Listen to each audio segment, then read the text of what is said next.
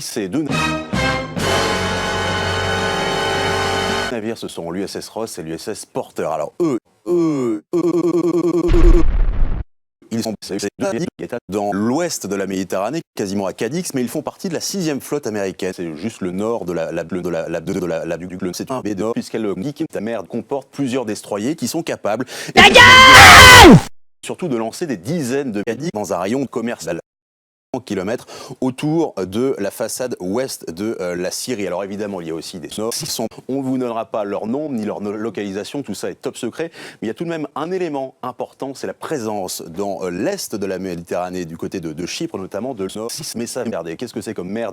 C'est un transport, non, c'est un transport de troupes amphibies qui est capable d'embarquer jusqu'à 800 Cadix qui seraient prêts à débarquer à tout moment dès lors que le commandement de la Nord le décide. Ça c'est pour la Méditerranée. Et puis vous avez de l'autre côté de la Syrie la 5e fuite américaine, port d'attache Manama, c'est au Bahreïn et vous l'avez compris, là le but c'est de briser la mer. C'est une tâche extrêmement compliquée parce qu'en face vous avez la fuite qui est capable d'embarquer jusqu'à 90 nœuds.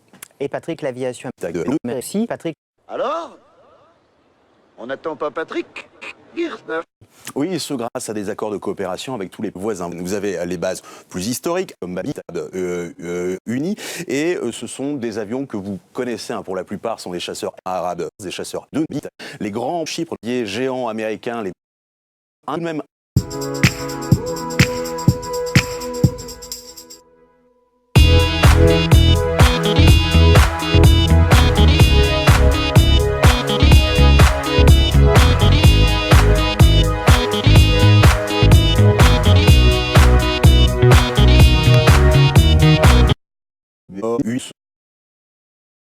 Et vous voyez que les Nord, vraiment encore une fois, sont capables d'en culer de tous les côtés, de la part du sol, venus des airs, mais aussi venus de la mer. C'est fini.